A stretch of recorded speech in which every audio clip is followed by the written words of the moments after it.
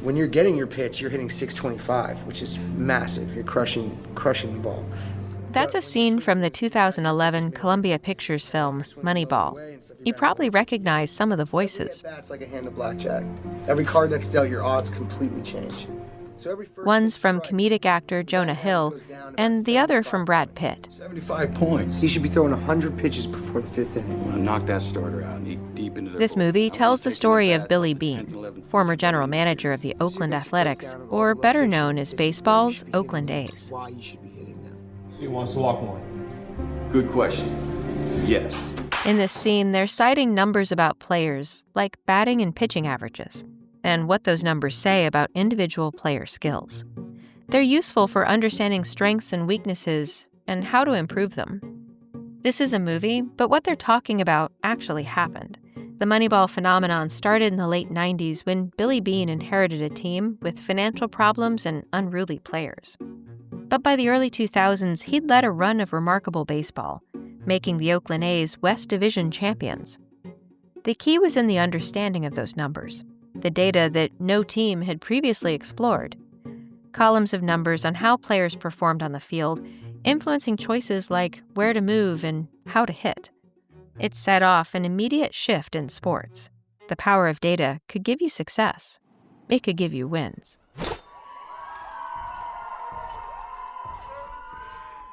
That was more than 20 years ago, and still, much of the sports industry is run by data. Player insight informs many decisions like team strategy, business operations, even scouting and recruitment. It encourages fan engagement and drives strategic marketing tactics. It's led to the growth of a $100 billion sports betting industry. In the days of Billy Beane's Oakland A's, data analytics was largely driven by statistics. These days, we have different tools like wearable devices and advanced video analytics that are delivering sharper insights. Now, at unprecedented levels of access, we can monitor player health and performance and use that to prevent, predict, and prepare.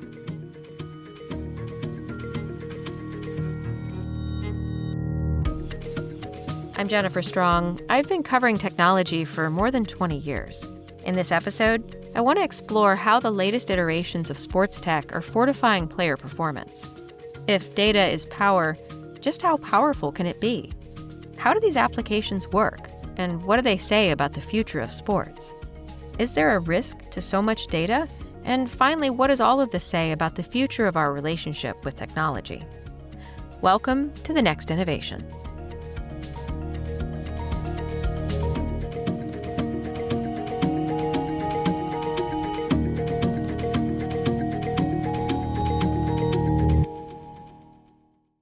About 4 years ago, Steve Englehart was looking for a wearable device that could track velocity and weight training for his players. He's the director for strength and conditioning at the University of Colorado. Many of his basketball players have gone on to be drafted by the NBA. Steve did his research. He wanted a device that measured most everything possible, but also provided data in one centralized location, something easy for the coach to use. I was, just Googling and researching, and I found a company from Ireland called Output Sports. I then met him in Las Vegas, talked to him briefly, him and Adam Byrne, and Dr. Martin O'Reilly and Adam. And next thing I know, I tested it, and we really liked what we saw. We can do everything from mobility testing to obviously BBT, to counter movement jumps, to squat jumps, to flexibility. You name it, you can do it with Output. When you have the platform that goes straight to your computer from the iPad in real time, and a leaderboard out there for the players to actually push themselves and see where they need to be. Output Sports is a wearable tech startup that focuses on strength, power, and movement. Part of their mission is to provide holistic, sharp data to trainers and athletes through a single device, which is what Steve was looking for. How do I understand what my players need to get stronger, to get better? How do I know if they're making progress in their day-to-day training? And can I get feedback, like numbers, in real time? It tracks what we want to track, right? If we're trying to gain strength, I know I'm not getting lucky anymore, I'm getting right. I have the sensor on the bar, we're doing back squats. Whenever they do their rep, it comes back with a number. right? And for our strength phase, we're looking at max strength between 0.5 meters per second or below, right? And that's when I know we're in the right phase. If there's smoke in the weight at 0.75, they're going to be in sub max strength or even strength speed. So we don't want that for that particular phase. It helps us get lucky. So now when we have the leaderboard up and I'm like, hey, you see your number above 0.75, we need to add some more weight. And when we do that, Output Sports auto regulates their new maxes with the speed of the bar and the weight. So now you don't have to do a 1 RM every 4 weeks or every 5 weeks, or depending on when a coach wants to do it, it auto regulates it for you. And that helps me and my staff out of saying, hey, these players are actually getting stronger. So we have really good quantitative data saying, hey, we're getting guys stronger.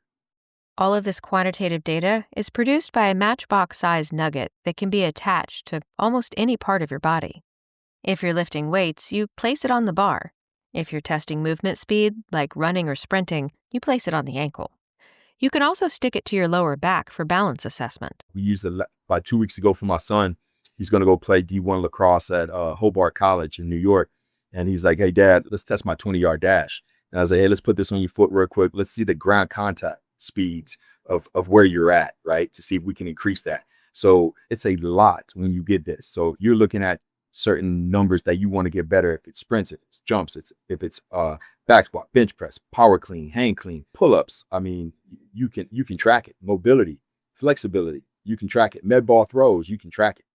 When Steve met the co-founders of Output Sports in Las Vegas, he was excited about what they could offer, particularly how their backgrounds shaped the products and their understanding of professional sports training. So my co-founders, one of them was actually a sports practitioner and a physiotherapist. The other was like deeply technical, coming from a theoretical physics background. And my background was somewhere in the middle in terms of biomechanics and sports science. So all of those different types of expertise were key to build something novel for the sports industry, and working together and building a team around us was essential too. But then another thing that was really important to help us grow to where we are was constant engagement with the end users. So for us, that's strength coaches, personal trainers, and physiotherapists. CEO Martin O'Reilly co-founded the company 5 years ago. He says talking to people who use their product helps them improve it, kind of like a feedback loop. So we interviewed them just about what their frustrations were in getting athletic data, analyzing it, making sense of their key decisions on their athletes' performance. And what we saw initially was that the big frustration was in how disjointed and cumbersome all the processes were. So that was a really, really encouraging thing for us. We're like, well, we can build something that's unified, efficient, practical, portable. So that was kind of the initial kind of really encouraging thing. But then when we actually started to put prototypes in their hands, it came down to, this measurement could be this bit faster or this bit more practical, or I need this to work at scale. Like, coming from Ireland, there were gyms that were elite sports teams with 5 squat racks. And then we went to the US and there was schools with 60. So we had to make sure that the actual scalability of using the system in the gym meted our end users' expectations in terms of flow and practicality and efficiency. So really the best way to do that was by actually building, testing, and then getting new solutions out there. But it broadly came back to the simplicity and the speed that we could deliver insight to the coaches. Output's wearable is part of a larger trend within the tech industry that tracks and analyzes health markers. They're pretty much ubiquitous at this point, small, wireless, mobile devices that attach to the body, like a smartwatch or fitness tracker. It could be your Oura Ring or your Fitbit. They operate by tiny physiological and environmental sensors that track movement and then analyze that data. In the consumer market, these trends really kicked off because they monitor heart rate and sleeping patterns. Nearly a third of the U.S. population is using some form of generic fitness tracker, but in the professional world of sports, they can offer unprecedented levels of judgment, usually by nature of its complex, advanced engineering. So I think there's kind of 2 key components to the measurement side of Output. So one is in terms of measuring and capturing athletic qualities that help you understand an athlete's needs for their training. So the Output sensor is like a little matchbox sensor that pairs up to a mobile phone or tablet, and then you do things like jump on the spot or lift weights to capture key metrics about your athleticism. So our system enables over 240 of these measurements, And let's say if you're a golfer, we'll look at things like your rotational power, your flexibility, your jump height, your throwing velocity, because of all of these things will actually relate to your club head speed in golf. And then we'll see where your needs are and then be able to focus your training in that area. In terms of velocity-based training, and the easiest way to think of that is quantified weights training. So, you're probably well familiar now at this point with people tracking their running or cycling with wearables in terms of distance and heart rate metrics. That's kind of like what we're doing in the gym with velocity-based training. So instead of just looking at sets, reps, and weights, which is the old school way of tracking weight training, we're actually putting a sensor on the bar, and velocity is helping dictate if someone is fresh and recovered and they should up the weight, or whether they're actually fatigued on a given day and should reduce the weights and the sets and reps they're doing. And aside from that, we're quantifying force, power, impulse, the depth of every repetition, and basically bringing data to an area that's previously been very pen and paper based or very subjective. All that data helps you understand the athlete, but also really importantly from our perspective, motivate them to do the both best session and to compete with their peers in the weight room as well. It's been amazing to see the last 10 years of, how the wearable technology industry has developed and evolved. And I'd say there's just been fantastic progress made at the macro level. So thinking about kind of full cardiovascular monitoring. So we have devices that we wear on our fingers or on our wrists that can kind of monitor our heart rate and various aspects of that and give us some idea of how we're performing, how we're recovering, our effort as well. And then, we've also seen kind of this proliferation of devices that can track movement. And that could be GPS sensors that track us when we run or walk or kind of go throughout our day, or inertial measurement units. So kind of the accelerometer, gyro kind of type sensors that you'd find in an iPhone that, can understand what pose your phone is in. But people have been putting those into wearable form factors as well to try and understand and see how people are moving, such as athletes kind of like playing sports and tracking their movement and understanding where they're moving well or where they could kind of optimize their performance. Connor Walsh is an engineer and a Harvard professor. He's from Ireland, but as a PhD student in the US, he became fascinated by human health. So he started building medical devices that studied body movement and general well-being. Now, he runs a lab and a research group at Harvard that works on new projects, like smart wearable devices. What we do is we try and take something that looks promising on the research side, and we try and kind of create an advanced prototype, and then we try and test that with end users in a real world setting. And so to create these advanced prototypes, we have staff engineers who would have technical or product development experience and who could kind of help build these prototypes that we can actually put on people, collect data, and test. And so we work with a range of populations, from stroke survivors, people with Parkinson's, athletes, people who do strength training. And so for all of this work, we really we call it like human in the loop development, where we might have an idea of something that we want to try and measure or assist with. And then we build prototypes of those technologies and we put them on people as quickly as possible, even when they're still a rough prototype. And then we collect some data and we understand how well the technology is working. And then we use that data to kind of improve the technology and refine it and kind of go through this kind of iterative process. So we've worked on a range of devices that help restore mobility for people with disability. Or we've developed devices that would help monitor form or kind of propulsion or braking for people who are runners. And then we've also done some work in the area of strength training. So how do you actually kind of understand what exercises a person is doing? How do you quantify the performance of those exercises? And so all of this is using a combination of some type of wearable sensing and machine learning and a very iterative kind of development process, kind of like working with end users as well. Connor's work is broadly at the forefront of wearable technology. A lot of it is still in the research and development stage, going through trials of testing. But he understands the power of data and how many iterations of wearables can change how we understand our health. So I'm an engineer, and usually kind of like more data is better than less data. So I think with wearables, like, quantifying performance or quantifying movement, both for the elite athletes and for kind of everyday people, kind of, I think has great potential. And I think that, with that, we can better, track and understand, how our running performance is changing or our health is changing or our wellness is changing kind of over time. And I think what's exciting is that whether it's explicitly kind of like as part of these technologies or just, implicitly, and people are adapting their behavior and their lifestyles, oftentimes in good ways, and based on the data that they're getting. So maybe people are trying to sleep better or recover better, or they know when they should try and push themselves more. And I think kind of that quantitative data-driven approach to kind of training or just kind of fitness, I think is a really, really kind of good thing. Still, I wonder about the different types of data collection and how they're different. What we're seeing with companies like Output Sports is not unlike the common culture of gadgets we already attach to our bodies. They're small, unburdensome, and quite convenient. But recent trends in biotech leverage even more detailed health data for deeper awareness of things like chronic issues. Some experts believe that in 10 years, everyday wearables will analyze urine, blood, and sweat samples to recognize levels of stress or dehydration. They'll be able to predict a cold nearly 3 days ahead of time. And in some cases, some elite athletes are undergoing genetic engineering and stem cell therapy to improve performance. Zach Schonbrunn is a friend and colleague. For over a decade, he's been knee-deep in sports technology, covering wearables and much more for places like the New York Times and The Atlantic. I recently met up with him at a soccer field on New York Harbor to catch up on the latest innovations in the market and how they're shaping the sports industry.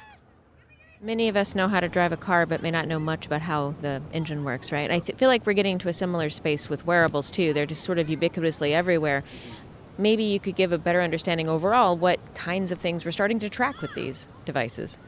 There are sensors that are being put into everything from the fields to the pitcher's mounts to basketball sneakers to what the players are wearing themselves. It's almost to the point where anything that's conceivable to be tracked and quantified is there now. I remember doing a story a few years ago on LSU football's sports science program.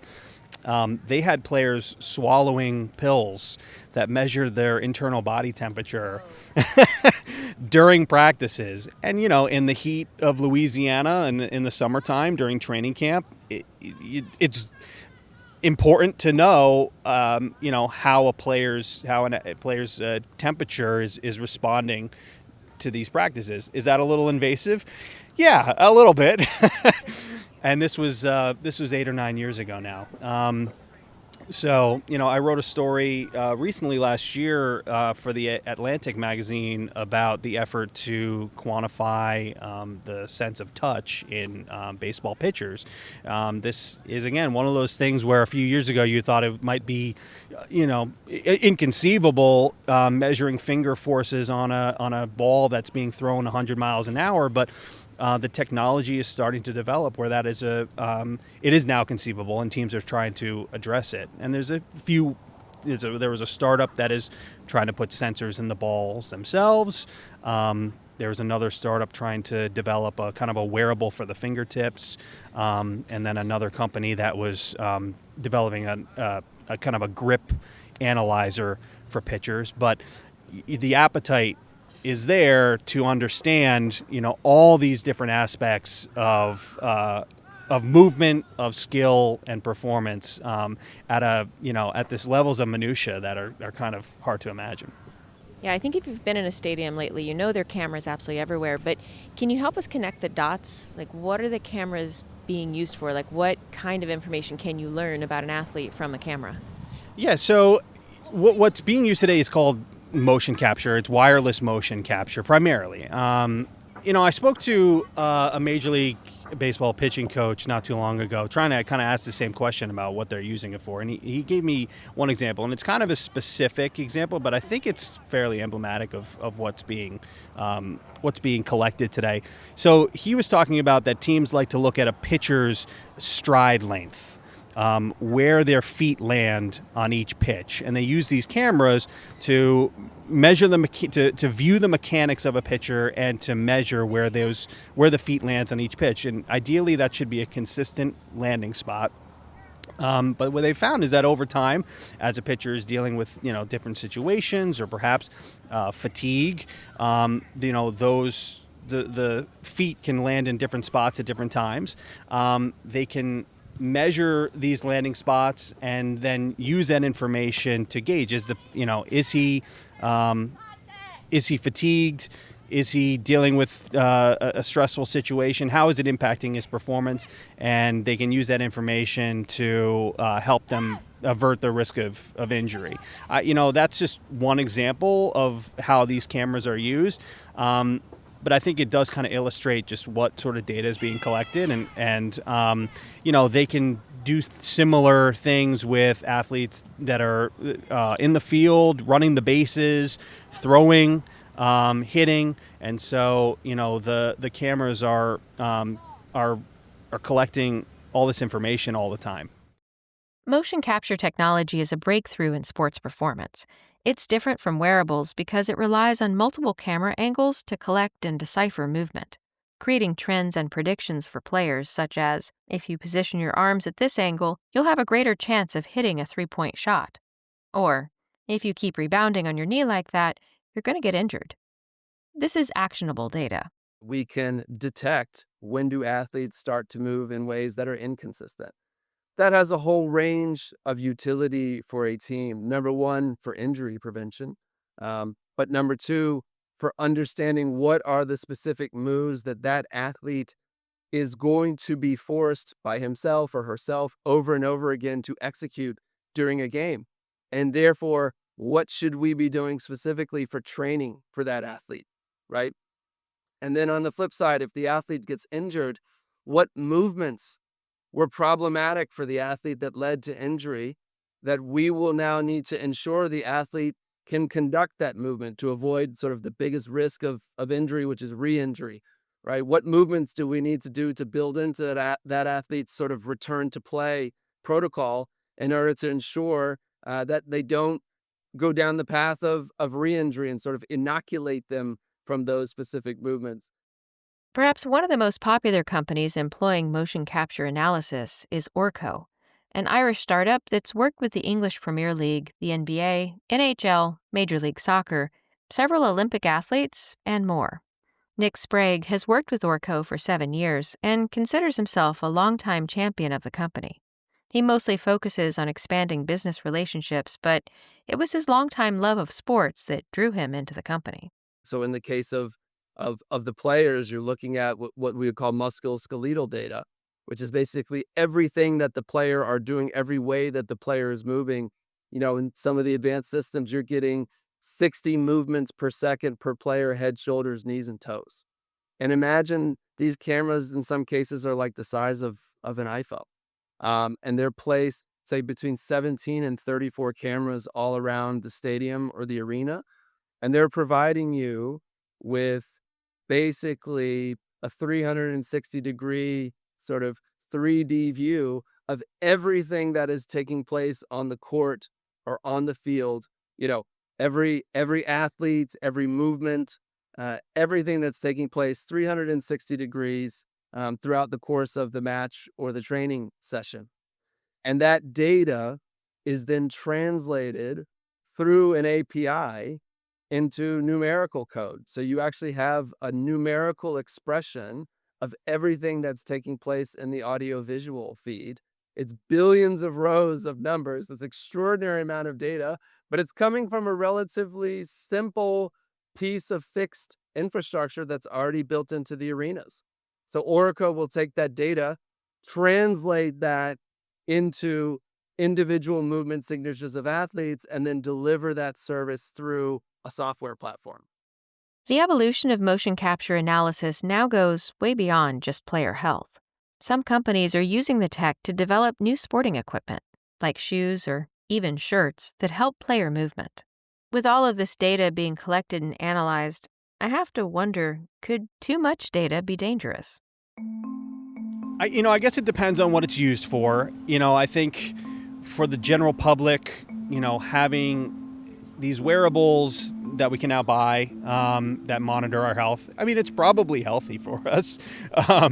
It's probably good, overall to have a, baseline of how your body is shaping up when you're exercising, and maybe it lends to some health paranoia that might not be so healthy for our mental health. But, I think that's, certainly one, downside to it. For the professionals or even for kids, and youth sports, the issue or I guess the one concern maybe would be that data begins to crowd out experience and, intuition and wisdom in sports. I think in professional This was sports, kind of the argument in the Moneyball phenomenon. Can all of this data drown out the human intuition that's led to so many sport successes? Probably not, but perhaps the bigger question is, can all of this data then become counterproductive? A recent study found that users who had some form of wearable demonstrated higher levels of anxiety and dependency when tracking sleep patterns, heart rate, and exercise. And for endurance athletes, so much information could lead to overtraining, muscle overuse, and perfectionism. People should know that these are tools that can be used when you feel they're helpful, but it doesn't mean that people necessarily have to use them all the time. I don't think people should exercise to get data. Like, I don't think that's kind of like a good reason to exercise. Like, ideally, you're exercising because you enjoy it, or you want to get fitter, or you have a kind of a personal goal that you want to achieve. Like, that's the reason to kind of exercise. I think, as long as people are using these wearable technologies as a tool to give them additional information that they feel is helpful and towards those goals, then I think it's a good thing. I do think that there's, a need for companies or developers of these technologies to really try and understand early on, like, what do people care about and what should people care about, and that can be beneficial for them, and be able to filter down all the big, vast data into kind of like key, kind of like simple metrics and that people can kind of understand easily. And I think there's a risk that people kind of like become over-obsessed kind of like with the data. Like most things, an ounce of caution is probably wise, especially for sports enthusiasts or those just wanting to exercise. Seeing as these technologies can analyze almost everything, sometimes it's important to just ask the question, do I really need this? But if there's one thing that most wearables have yet to monitor, it's mental health. Perhaps one of the most important pillars in professional sports. How you feel and how you're thinking is just as crucial as what you're eating and how you're moving. And if you can tap into the power of data for psychological health, you'll have a full rendering of just how ready your player is. Both Output and Orco measure some form of mental readiness.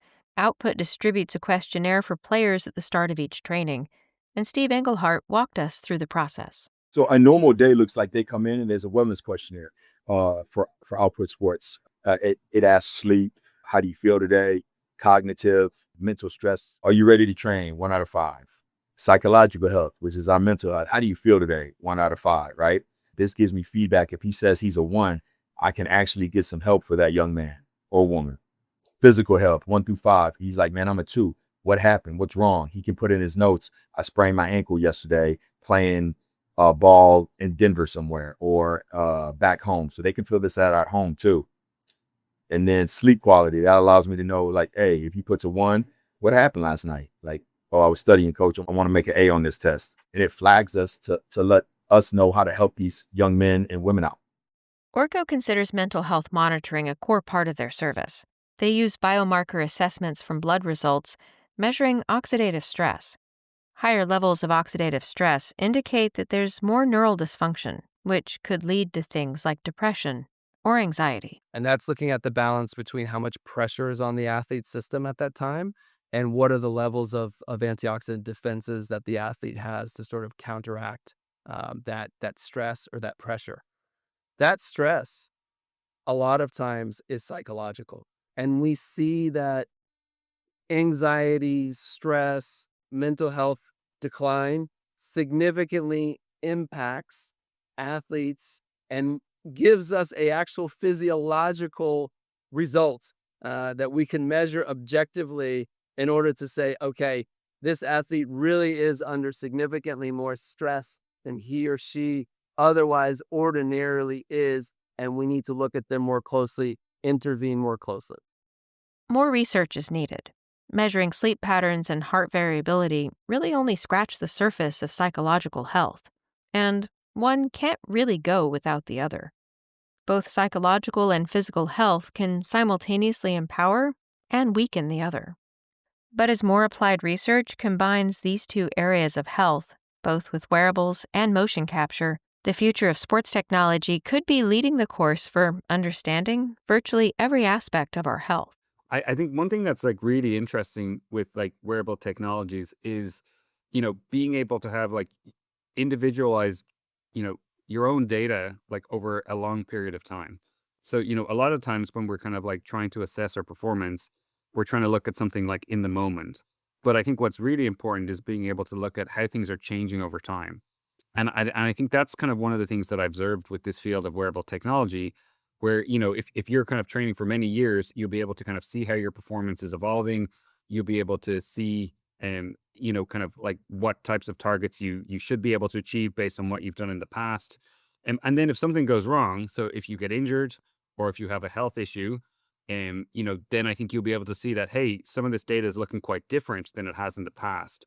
And I think that's something that we haven't had the ability to do. And even in healthcare and in medicine, everything is always kind of like very much like an acute intervention where they're looking at an individual in a moment.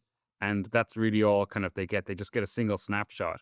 But being able to see kind of like, at how an individual's own metrics have kind of evolved, whether that's cardiovascular or movement or something else over time, I think that's just like really powerful way to kind of get insights into a personal kind of health, wellness, and fitness. And like speaking personally over the last year, I've had kind of like some health issues, but like having a wearable and seeing kind of changes in that data allowed me to kind of know that something probably was, not, right.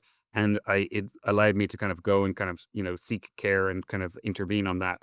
And I probably wouldn't have been able to do that or do that as quickly without kind of like wearing these types of devices. So I think personalized wellness, personalized health, personalized fitness, I think is really enabled by having kind of these devices rather than, having these general approaches of how we should treat a person or how we should coach a person. I think kind of data allows you to make things more personalized, which I think makes things better. People have been talking about personalization and what it's going to mean for how we live and work for many years now. But we're just beginning to enter the hyper-personalized era, where what's personalized can truly be made personal. And what might that mean for sports? Elsewhere, we've seen it act as kind of a double-edged sword.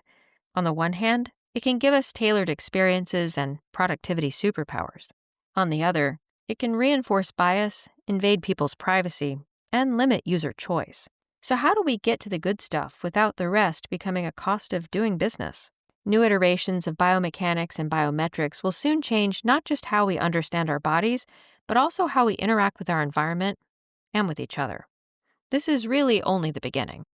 So I see, each key fitness pillar like aerobic endurance, nutrition, strength, power, movement, all being things that will be common practice to measure and to take personalized insights on to guide your, either optimal injury prevention or progression as an athlete.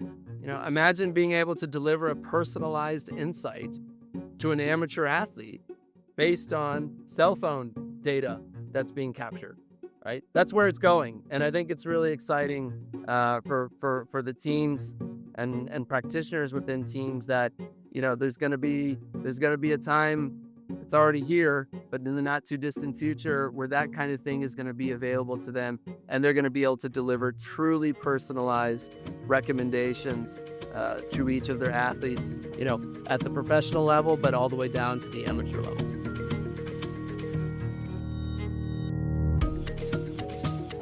Thanks for listening to The Next Innovation. This series was produced by Situation Room Studios and powered by Enterprise Ireland, investing in the next wave of innovation. Our executive producer is Christine Barada, and our senior producer is Sharon Barrero. Deanna Barnes, Emily Beeman, and Layla Sharawi are the associate producers. Additional production assistance by Global Situation Room, and a special thanks to Steve Englehart, Jack Schonbrunn, and Connor Walsh. I'm your host, Jennifer Strong. Until next time.